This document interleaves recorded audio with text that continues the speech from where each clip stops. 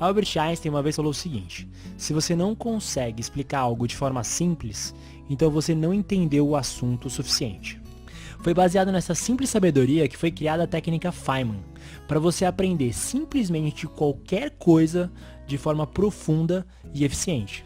A técnica Feynman é uma técnica fenomenal de aprendizado criada pelo físico Richard Feynman, vencedor do Prêmio Nobel de 1965.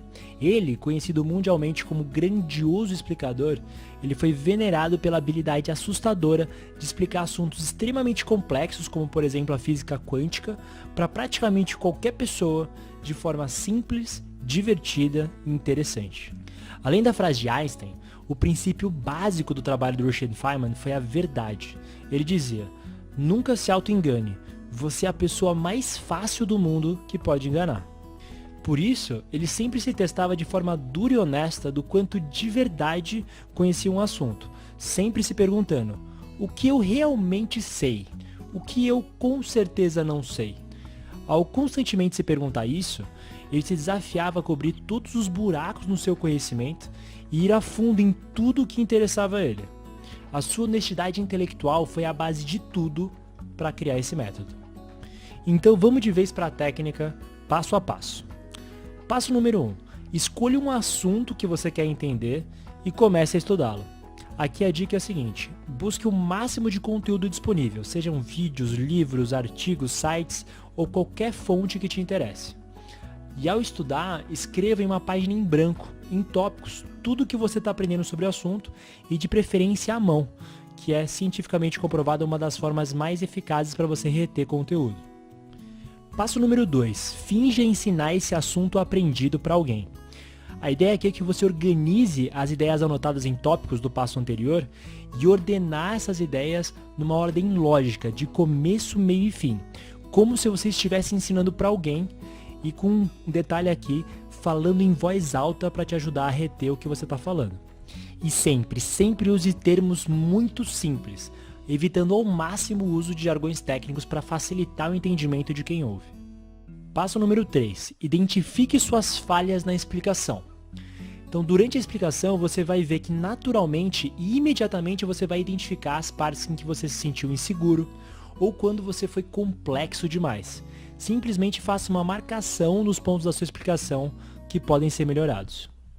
Aí, identificando essas possibilidades de melhoria, o passo número 4 é: corrija o conteúdo, aprofundando o conhecimento e simplificando a explicação. Então, se for uma falha de conteúdo, você volta para o passo 1 de novo, estuda mais a fundo e reforce as partes de conhecimento que precisam ser aprofundadas. Aí, se for uma falha de complexidade excessiva, tente simplificar ao máximo, resumindo conteúdos longos e sempre usando analogias para explicar termos complexos. Aí, o passo número 5 é: refaça todo esse processo quantas vezes for necessário até você se sentir realmente confiante na sua explicação, que vai mostrar que você realmente aprendeu o conteúdo. Bom, depois de explicar todo o método, eu queria que você se focasse numa das partes mais fundamentais da técnica Feynman, que é o uso de analogias. O Feynman, ele era um cara fenomenal em explicar, porque ele era um mestre em fazer analogias. Analogias visuais, elas geram conexão com o nível de entendimento de quem está te ouvindo, porque é a forma mais simples de explicar um fenômeno desconhecido e complexo através de comparação com imagens, diagramas e conceitos visuais que são facilmente compreendidos pelo ouvinte. Bom, para você entender melhor, olha como que o próprio Richard Feynman explicou esse fenômeno conhecido da natureza de um jeito maravilhosamente descontraído e sem usar nenhum jargão complicado. The atoms like each other to different degrees. Oxygen, for instance, in the air would like to be next to carbon, and if they're getting near each other, they snap together. If they're not too close, though, they repel and they go apart, so they don't know that they could snap together. It's just as if you had a ball that was trying to climb a hill and there was a hole it could go into, like a volcano hole, a deep one. It's rolling along, it doesn't go down in the deep hole because if it starts to climb the hill and then rolls away again. But if you made it go fast enough, it'll fall into the hole. And so if you have something like wood in oxygen, there's carbon in the wood from a tree. and the oxygen comes and hits the carbon, but not hard enough. It just goes away again. You know? The air is always coming, nothing's happening. If you can get it faster, by heating it up somehow, get it started. A few of them come fast. They go over the top, so to speak. They come close enough to the carbon and snap in.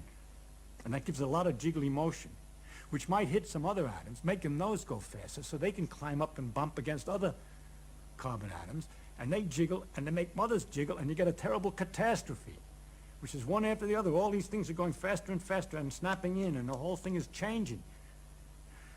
That catastrophe is a fire. É lindo ver, né, o entusiasmo que o Richard usa para explicar uma coisa tão simples assim. Essa explicação do fogo, ela foi uma perfeita analogia que poderia ser entendida até por uma criança. E se você conseguir explicar nesse nível de simplicidade um conceito difícil, você entendeu perfeitamente a técnica. Mas não se iluda, para você conseguir simplificar nesse nível, é preciso antes de tudo dominar o assunto. E para dominar, é preciso que você seja fiel à teoria ou conteúdo a ser explicado. E para respeitar a teoria, é fundamental que você realmente vá a fundo, usando as perguntas por quê, o que e como, quantas vezes for necessário até você entender todas as nuances e detalhes do tópico. Número 1, você vai desenvolver sua capacidade de pensar criticamente. Número 2, você vai tomar decisões mais assertivas e melhor embasadas.